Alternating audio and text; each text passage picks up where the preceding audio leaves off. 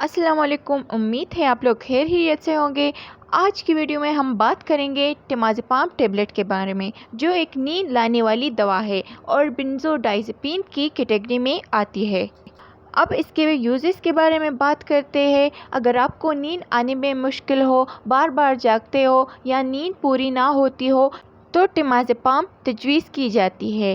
یہ دماغ پر اثر ڈال کر سکون دیتی ہے اور سونے میں آسانی پیدا کرتی ہے۔ اب اس کے سائیڈ ایفیکٹس کے بارے میں بات کرتے ہیں۔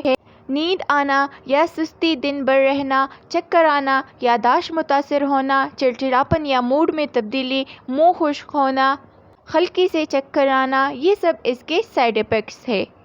اگر آپ لوگوں کو سانس لینے میں دشواری ہو، بے ہوشی، لت لگنا، الجھن یا ڈپریشن، اسی صورت میں فوراً ڈاکٹر سے رابطہ کریں۔ اب اس کے ڈوزیج کے بارے میں بات کرتے ہیں۔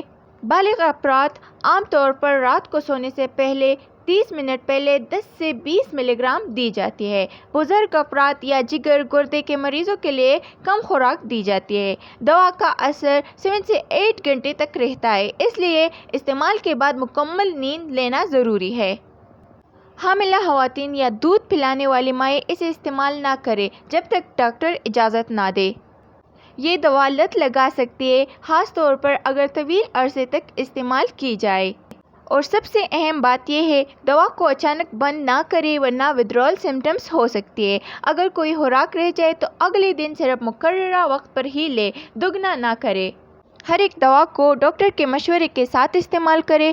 اگر آپ لوگ کو یہ ویڈیو پسند آ گئی ہے تو ہمارے channel let's learn about medicine subscribe کریں، پریس دی بیل آئیکن تاکہ آپ لوگ کو نیکسٹ ویڈیو کا نوٹیفیکیشن مل سکے۔ تھینک یو اور اللہ حافظ۔